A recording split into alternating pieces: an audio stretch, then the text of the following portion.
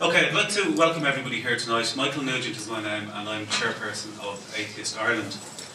Atheist Ireland is an advocacy group based in the Republic of Ireland, and we campaign for two different things. One is we campaign to promote atheism and reason over superstition and supernaturalism, and that's something that we do as atheists through our website, through talks, through debates, through newspaper articles. And the second thing that we do is we promote an ethical and secular Ireland where the state does not support or give preference to any individual or group based on their religious or non-religious beliefs. On that part of our work, in terms of campaigning for an ethical secular Ireland, we cooperate with other groups who are not necessarily atheist, but who share a desire that there should be separation of church and state. I'm going to tell you a little bit about the situation in the Republic of Ireland, which is the area that we're most involved in advocacy on, and what we're hoping will arise out of this meeting is that if there are groups in Northern Ireland of a secular nature, of an atheist nature, of a humanist nature, of a rationalist nature, of whatever phrase that people choose to self-identify with, but broadly representing the same type of view of society, then we're happy to help organisationally, politically, to help those groups operate within Northern Ireland. We think it's important that those groups operate autonomously within Northern Ireland. We're not looking to take over what's happening here. We would hope that whatever groups are looking for support or links internationally would have them both with Atheist Ireland and other groups in the Republic, and also with Atheism UK, which is based in Britain, and with other relevant groups in Britain. The Republic of Ireland has a kind of very strange relationship between church and state, and there are 5 areas that Atheist Ireland is campaigning on in terms of a secular state. The first is the need for a secular constitution in the Republic of Ireland. The Republic of Ireland's constitution starts with a preamble that says that all power and authority comes from the Holy Trinity. It includes a clause that says that the state acknowledges that the homage of public worship is due to Almighty God. Now, if you think about that clause for a second, that's not enshrining in our constitution the right of people to worship this God. That's enshrining in our constitution the right of this God to be worshipped by the people, which is an extraordinary thing to have in the constitution of a republic. The idea that the creator of the universe, if it exists, requires the support of Eamon de Valera and the Catholic Church in order to vindicate its rights. Our constitution also has a clause making blasphemy a crime, and terrifyingly, that clause has led to Ireland being the only country in the civilised world to pass a new blasphemy law in the 21st century. There are other European countries and indeed other Western countries that have anachronistic blasphemy laws from previous generations that they have yet to remove from their books, but we're the only one that has passed a new blasphemy law in the 21st century. And the Islamic states at the United Nations, who for the last decade or more have been trying to make blasphemy or defamation of religion a crime internationally, have started citing the wording of the Irish blasphemy law as the definition of blasphemy that they would like to see incorporated into international blasphemy laws at the United Nations. We also have clauses in our constitution requiring the President of Ireland, judges in Ireland and members of the Council of State in Ireland to swear a religious oath before they take office, which means that an atheist cannot aspire to hold any of those high offices of state, or to be more strictly accurate in an Irish context, a conscientious atheist can't, because we're constantly told by religious people, but you don't really have to mean that part of it. To which our response is, well, if you don't have to mean that part, why would you have to mean any of it? And it seems to be the case in our experience that it's religious people far more so than atheists that seem to believe that what you say that you believe doesn't really mean anything. The second part of our campaign in the Republic of Ireland for a secular state is that we believe we need a secular parliament. We need a parliament, first of all, that doesn't start its day by publicly asking the Christian God to direct every act and word of our parliamentarians. When parliamentarians start their official working day with prayer, that's not merely our parliamentarians praying. That is symbolically the state praying. It's completely unacceptable that the state should be seen to start its daily work by asking a specific version of a God to direct every act and work of its parliamentarians. And if it either, again going back to the typical sort of Republic of Ireland idea of not really necessarily meaning what you're saying when you're swearing oaths. I mean, if they don't believe it brings the parliamentarians into disrepute. If they do believe it brings the Parliament into disrepute. But either way, we need to get rid of it. And it's not surprising when you have that type of a constitution, backed up by that type of a parliamentary workday, that you end up with laws that reflect the teaching of the Roman Catholic Church. And not only are there specific laws that do reflect that, and I'll mention some of those a little bit later on, but you also have not only the churches being exempted from taxation, which everybody is more or less familiar with the idea that the churches don't have to pay taxes, but in the Republic of Ireland, churches and religious organisations are explicitly exempted from our equality laws. In the Employment Equality Act and in the Equal Status Act, religious organisations are allowed to discriminate on the basis of religion in order to protect the religious ethos of their institutions in ways that non-religious groups are not allowed to. It's again yet another example of the blasphemy law is a similar example of religious organisations being given privileges that are not given to non-religious organisations. And there are two ways of approaching that. One is you could say that non-religious organisations should have the same privileges. We don't believe that. We believe that no groups should have those privileges. That the state should remain strictly neutral when dealing with any individual or organisation, regardless of their religious or non-religious philosophical views. That brings us on to the third of our five areas, which is secular government generally. And first of all, we believe that, as I've said, the state should be strictly neutral when dealing with everybody. Secondly, we should ensure that all aspects of the state's activities are consistent with our obligations under international human rights treaties which Ireland has signed up to. Because a lot of these human rights treaties have put a great deal of store on freedom of conscience, freedom of belief, and freedom of private life. And the religiously inspired laws in a range of areas infringe on those human rights, and the state seems either oblivious to it or just ignores repeated suggestions from the United Nations, from the Council of Europe, from the European Court of Human Rights, that what we're doing is inconsistent with the human rights of atheists and secular people and religious minorities. We one example. First of all, I'll give you one example, and I'll make a different point. One example is if you go to court, and I'm assuming this is somewhat similar in Northern Ireland, but if you go to court, by default, you're asked to swear in the Bible. You do have the option of swearing a secular declaration instead of swearing on the Bible. But even by being given that option, the state is forcing you to reveal information about your religious or non-religious beliefs in an environment where A, it's not relevant to why you're there, and B, it could prejudice jury members against you if you're a witness or a defendant.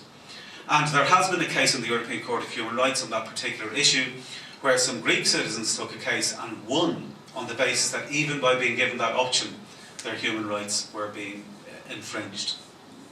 And so we feel on the basis of those type of religious oaths, and also the religious oaths for president and judges and members of the Council of State, that it's not good enough to say, well, we'll give you the option of doing one or the other. The state should not be asking people their religious or non-religious beliefs when asking them to swear oaths or make declarations in relation to their interaction with the state. And another thing that we think it's important for the state to do is it should stop treating the Vatican / Holy See / Roman Catholic Church / whatever they feel like calling themselves on any given day as a state.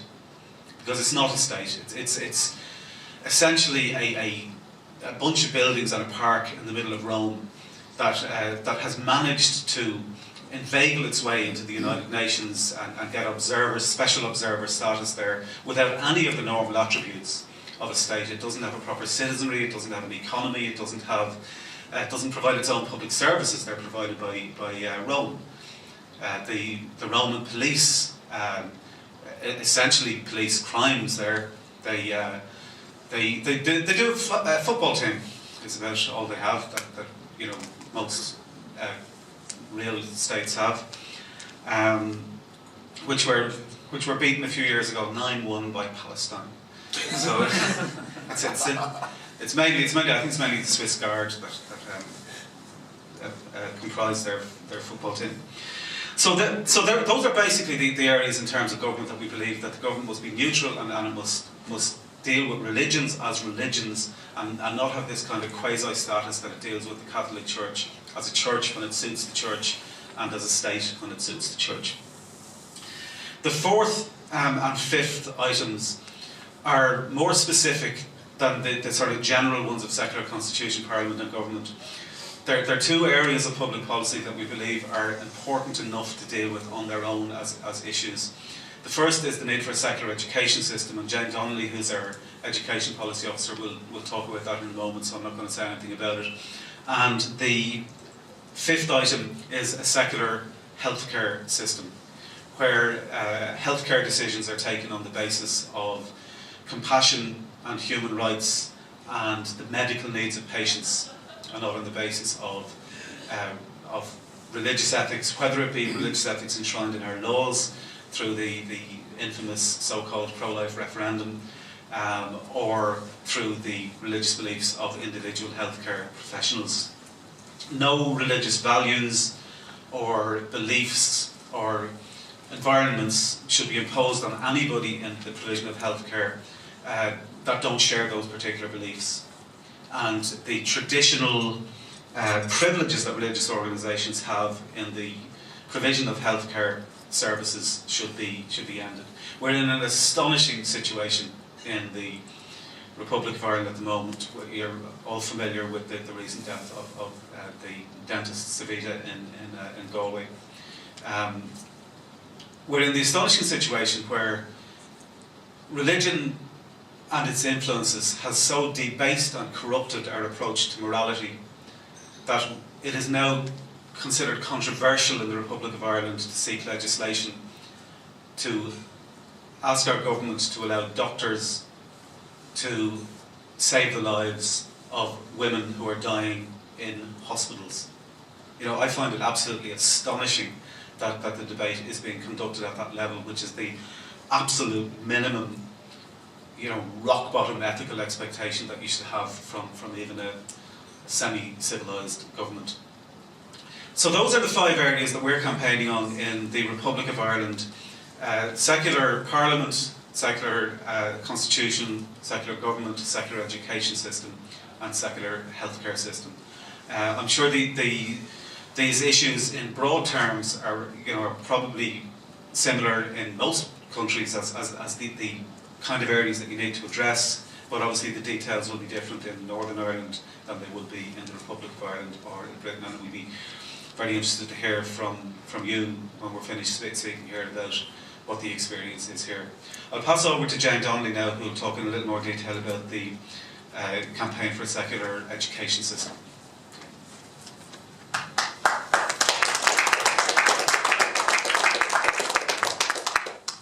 Hi, my name is Jane Donnelly. I'm not going to go into detail of the Irish education system because we could be here all night, but I'll just put it into context because it is a complex education system and there's different aspects of it. First of all, Atheist Ireland is campaigning for a secular education system based on human rights law. Now, education is a human right, so I'll just give you a brief outline what that human right means. Under the European Convention, there's Article 2 of Protocol 1, and that is the right to education. Now, the right to education is under various UN conventions as well. Now, what the European Convention says one aspect of the Article 2 of Protocol 1 is the state must respect the right of parents in their religious and philosophical convictions. The state must respect the right of parents to ensure the education of their children is in conformity with their convictions. Now, the European Court of Human Rights has found that secularism comes as a philosophical conviction. So that means that the state must respect the right of secular parents and their children. It has the same right as any religious belief. And that is a key point. Now, another misapprehension or misconception about education is that every family has a right to a religious education for their child. That's not a fact. There is no human right to a religious education for your child. No state is obliged to fund a religious education for your child because no state could possibly afford to do it. For example, I'll give you an example now. There's some schools in Ireland called Educate Together schools, and they take a lot of minorities from different areas. And they, on average, have 12 different religions and philosophical convictions in their schools. And in one particular school, they have 17. So how could any state afford to fund a religious education for 17 different families in 17 different schools in one particular area, in one particular country?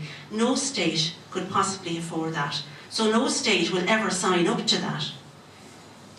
And that hasn't happened even here in Ireland. So it is not a human right for any state to fund a religious education for any family, because you just can't do it.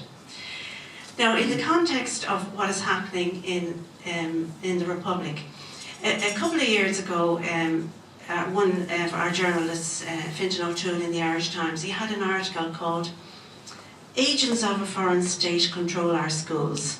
And I'm going to put that into context, what he meant by that. 2 years ago in the Supreme Court, there was a case called Louise O'Keeffe versus the Irish State. It was actually about sexual abuse in a denominational school. But it's very interesting what Justice Hardiman in the Supreme Court said. He said that the state cedes control to the interests of patron bodies. Now, patron bodies are, there's various patron bodies in Ireland, but they control the particular schools. And the main patron body in the Republic is the Catholic Church. And they control over 92% of primary schools in Ireland. So the Supreme Court has said that the Irish state cedes control to the interests of patron bodies. And that patron body, the main one, is the Catholic Church, a foreign state, the Holy See. Now, if you look up in the dictionary what the word cede means, it means surrender by treaty. So, in a republic, we surrender control of our primary school system to the interests of a foreign state, the Holy See. The Supreme Court went on to say that the Minister for Education has no control over many aspects of the school curriculum, of the school, how the schools are managed and run. So Louise lost her case at the Supreme Court, and she has taken it to the European Court of Human Rights. And it's due before the European Court of Human Rights in March, and it's Louise O'Keeffe versus Ireland. And the Irish Human Rights Commission, which is a statutory body, has made a third-party submission to the European Court. And they have said to the European Court that it does not seem that under Irish laws that the state can protect the human rights of parents in the education system. And the human rights they are speaking about are very, very basic human rights that any parent and children and any citizen in a republic would expect. We're talking about the human right to education, the right to equality before the law, the right to be free from discrimination, the right to private and family life, the right to freedom of conscience, and the right to freedom of expression. The European Court has linked all these rights with the basic right to education, the human right to education. Our laws, the Equal Status Act, religious bodies, and it is only religious bodies in the Equal Status Act and the equality legislation that are exempted from the Act. So you can live in a town in Ireland where there is only one school, primary school. That could be a Catholic school, and most often it is a Catholic school because they control over 92% of the schools in the state. Under the Equal Status Act, they are permitted to give preference to co-religionists in order to uphold the ethos of the school. So on the ground what happens is they have two admissions lists. On one list, Catholic children go on that list, and on the other list, no matter what minority you're from or have no religion, you go on that list. And they accept all the Catholics first, and whatever room they have left, they give it to other religions or none. And they are permitted to do that under the Equal Status Act. Under the equality legislation in employment, the same thing. You have to sign a document to say that you will not undermine the ethos of the school, which is a Catholic school. So that puts everybody in teachers as well, in a very, very difficult position. Our Atheist Ireland is fighting for our human rights, basic human rights, and we are doing this we lobby the government and we make submissions to the Council of Europe and the United Nations. We've also met the Council of Europe and we've met the EU, and we've met the UN Rapporteur on freedom of religion. And about a year ago now, the Irish Human Rights Commission, a statutory body, issued a major report on education and human rights. And they made recommendations at the back of it on how Ireland must change its laws to comply with their human rights obligations. So that's going on, and there 5 times now various UN and Council of Europe bodies have raised concern about the Irish human rights, or the Irish education system. In 2008, the United Nations spoke of denominational schools in the Republic, and they said that they discriminated against secular parents and their children. They said that it breached their human right to freedom of conscience, their right to be free from discrimination, their right to equality before the law, and they breached the rights of the child. Ireland continues to ignore the UN and Council of Europe, and we will fight and continue to fight at every avenue that we have for those basic human rights. What James is saying particularly is that the type of things that we're campaigning for, and I suspect it'll be similar in Northern Ireland, and I know it's also the case in other countries in which we work with atheist and secular groups elsewhere, is that whereas governments in particular countries can often be quite used to kind of brazening things out on the basis that if they get a majority of people to vote for them again, that's all they have to worry about. There are international treaties and there are international monitoring bodies that monitor human rights, including freedom of conscience, freedom of belief, or religion or belief, and the right to private life, that we can use to put both legal and moral and political pressure on governments in various countries. One of the areas that we are particularly working internationally is the area of blasphemy laws. Because blasphemy laws, while they are on the one hand, just extremely silly laws, are also extremely dangerous laws, and are laws that have caused people to be persecuted and jailed around the world. There are a few particular cases that we work on internationally with other organisations. One is a Christian woman, a Catholic woman called Asia Bibi, who is facing execution in Pakistan for what is essentially a private feud with neighbours that ended up with her being accused of blasphemy. The actual allegation was that she had while out picking fruits. She had drunk from the same stone bowl as her Islamic woman co-workers would have to drink from, and that because she was unclean, she shouldn't have drunk from the same bowl. And she responded by saying something about Jesus being more compassionate than their version of Allah, and she ended up getting jailed and charged with jailed and convicted and sentenced to execution in Pakistan.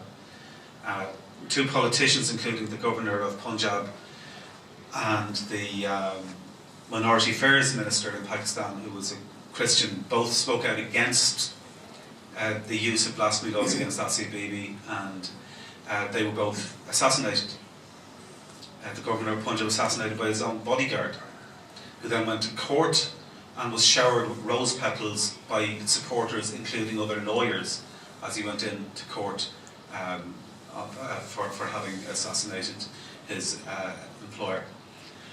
And the Christian minorities minister had predicted that he would be assassinated, and sadly he turned out to be correct.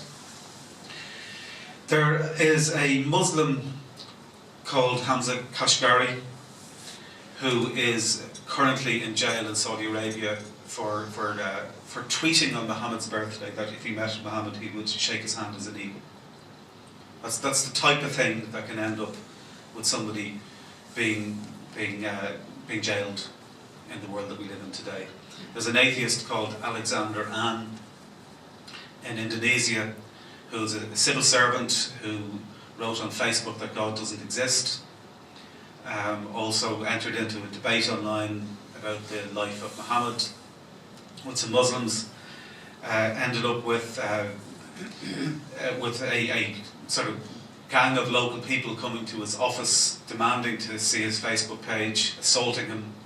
The police were called, and the police arrested him. He was charged with blasphemy and was convicted and is currently jailed. There is a Christian pastor called Yusuf Nadarkhani who has recently been released in Iran after being jailed on blasphemy charges for 3 years for supposedly evangelizing Christianity to Muslims.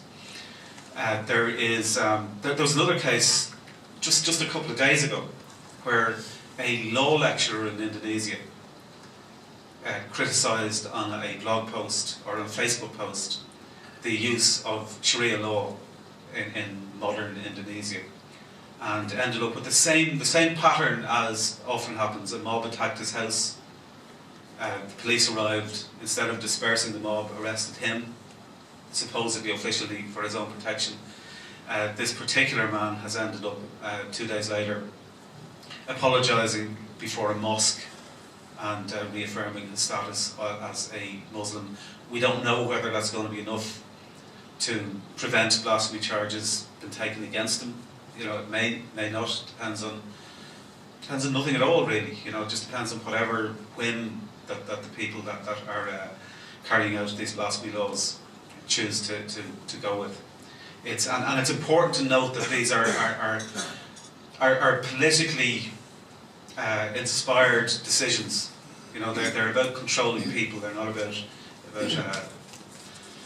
praising or protecting the reputation of Allah.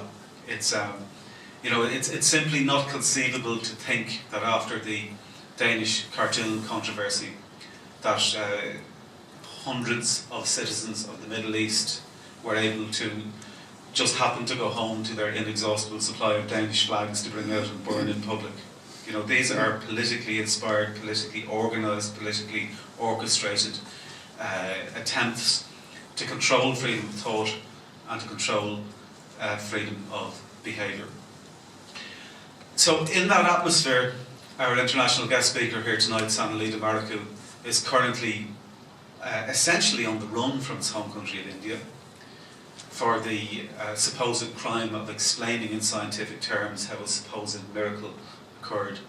And we've had meetings in Dublin and in Cork and in Galway, and now we're here tonight as part of an attempt within Ireland that's in turn part of an international attempt to get both moral and political support for Sanal in his attempt to ensure that he remains free and to ensure that the blasphemy laws in India are not used against other people this way. So, ladies and gentlemen, Sanal Edamaruku.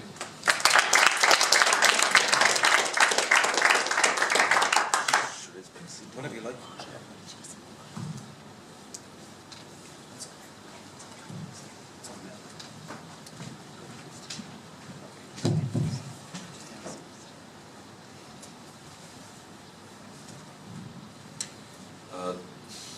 Thank you very much.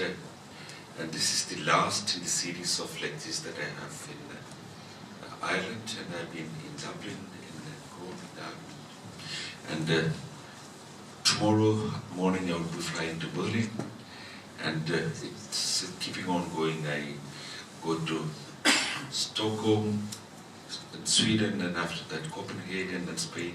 It's a trip that covers several parts of Europe. Why I travel like this? Not for a holiday. In fact, I've been traveling several times for Europe on holidays. But this is a very different journey because there's a very hard situation in India, which we all thought never would ever happen in India. Because we have a constitution which we all are very proud of in the sense that this constitution was written in 1950 or ratified in 1950 after a constituent assembly systematically going through every clause of it, on the merits of it, looking into the books written in statutes of Britain, an American constitution and French constitution, and the pros and cons were looked, and the impacts were looked upon, and the elected Constituent Assembly going through that thing, a draft made by Dr. Ambedkar, a legal expert who was concerned about the oppressed people of India. And this constitution guarantees a lot of things, and one amongst them, free speech. We have a set of fundamental rights guaranteed in the constitution. Freedom of speech, expression, belief, faith, worship, everything is guaranteed. And this constitution is not a dogmatic statute. It's flexible, it's amendable, changeable with a due process of law in the parliament. Except, of course, the fundamental rights. Anything can be changed, but the fundamental rights cannot be changed. That's another guarantee this constitution gives.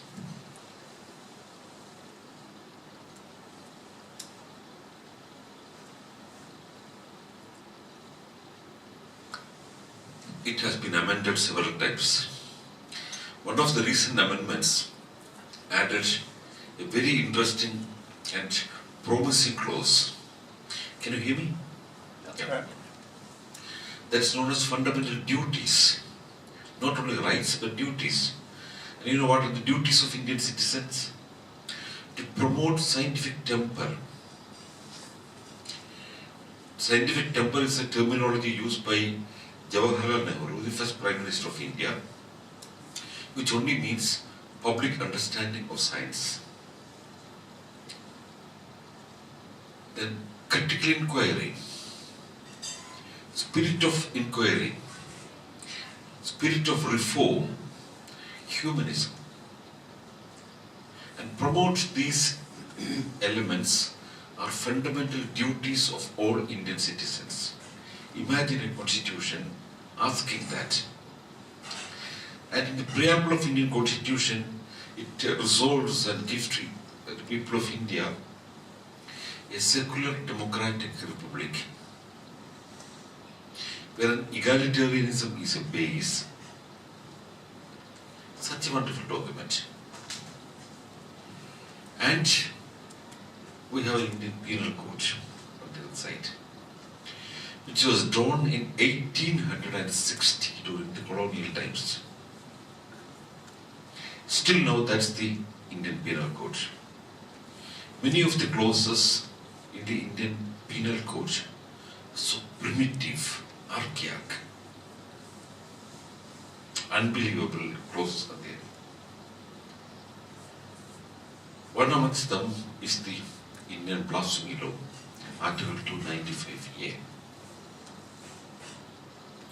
Not only that, for example, the right of gays or people with other sexual orientation that is not popularly accepted is an offense which can bring life imprisonment as per the penal law. For example, one amongst the Indian laws says that any kind of sexuality that is not a natural sexuality of penetration would bring in life imprisonment, which only means that if a couple, husband and wife, goes into any other form of sexuality than a conventional way of sexuality, if somebody sees it and reports, can get life imprisonment.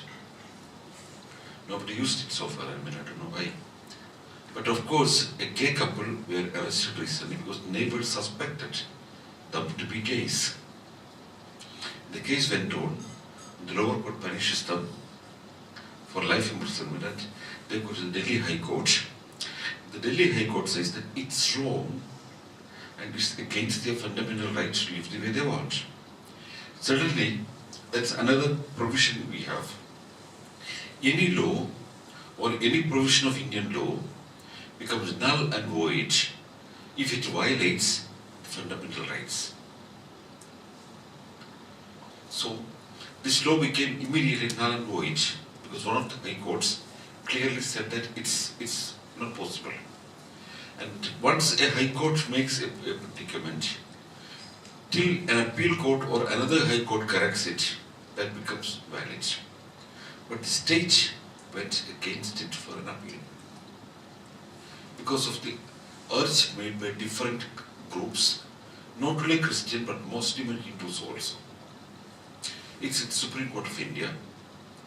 But of course, at this moment, two gays officially living together is not a crime. But it can turn into a crime if the Supreme Court turns it the other way around. And Article 295A, the law under which I am charged now, it says that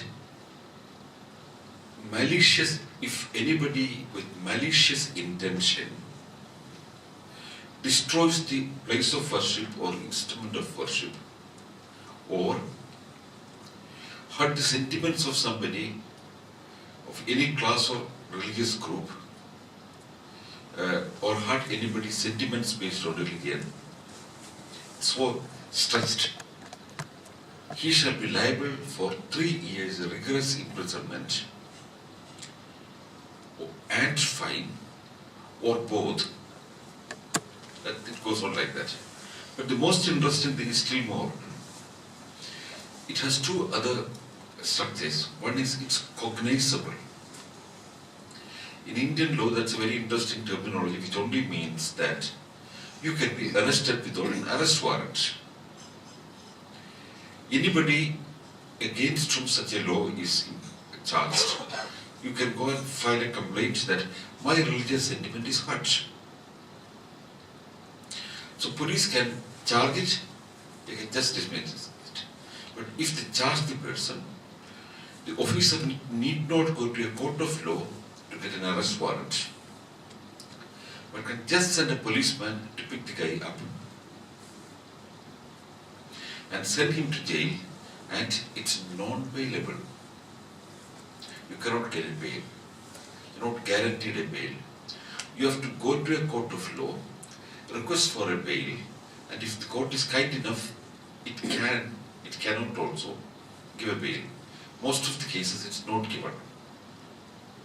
The cognizable offences, other cognizable offences are treason and murder. And blasphemy is one amongst them, the third one. Which means, for example, my case, you know what's the crime I've done? I've never been in my life charged with any case. No single complaint against me anywhere in the country so far. With clear record. absolutely clean record.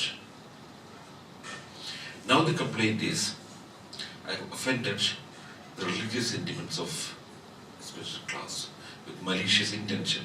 And you know what I did? I went and explained a miracle claim. The miracle claim was very simple. A crucifix in Mumbai church, one of the Mumbai churches, started releasing water from his feet. And I am very active in Indian television. Last 4 or 5 years, I've been attending a lot of television programs in India, explaining miracles, participating in dialogues, discussions, argumentations, on the side of reason, common sense, science, and progress, against charlatans, holy men, astrologers, tantrics, religious extremists on the other side. All these subjects come under television discussion, and I'm very active. And before that, for last another 25 years, I've been so active lecturing in public places, in universities, in colleges, in seminars, but not only. Reaching out directly people, along with the band of people who support me. For example, in 1995, I went directly, I believe in outreaching people directly, not only intellectual discourses in universities. And I addressed meeting directly people in 1,000 villages in India.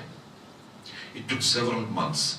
I took off from my work and other things, but directly we went in a small van and went to people, directly talked to people, millions of them directly, face to face, small groups of 100 people, 200 people, 300 people, and try to understand their local superstitions and miracles, explain them scientifically, replicated them with my team, and not a single place I've been attacked. Not a single place I was charged with hatred, because I never used hatred language in my life. I'm an atheist. I'm a rationalist. And we don't have separate groups or rationalists or atheists or skeptics and free thinkers in India. We have only one movement, which is from the British tradition it comes. Mainly inspired by Bertrand Russell, and which is known as the rationalist movement. And we take up all these issues which are taken by different groups in different parts of Europe. And public education is one amongst them. And this kind of a campaign got enormous currency not only in India but abroad also. Channel 4 from Britain came all the way to India, traveled with me for nearly 1 month during this journey, made a wonderful documentary, namely The Guru Busters. Discovery Channel came for another week and they also made a documentary on that thing. We worked, we talked to people, we influenced the Indian course of enlightenment, as we would call it. But it became dangerous now one day, because we have two Indias coexisting. One is a very progressive India, modern, producing a lot of software engineers, going all around the world, becoming a powerful economy at one side, growth rate above 5% regularly for several years now. The GRP is, quite visibly growing. Life standards increasing, healthcare is increasing, literacy is increasing. We are a growing economy, developing country, and the development is visible. We have the largest number of mobile phones in the world, the largest number of television sets in the world, the longest railway lines in the world, the most effective postal system in the world. It's a large population, 1.2 billion people. And of course, most of the infrastructural development has been during the time of the colonial times, but we continued it properly, systematically stabilized it, and with 5-year plans we developed our economies strongly. We have a strong industrial base. And food production has increased enormously.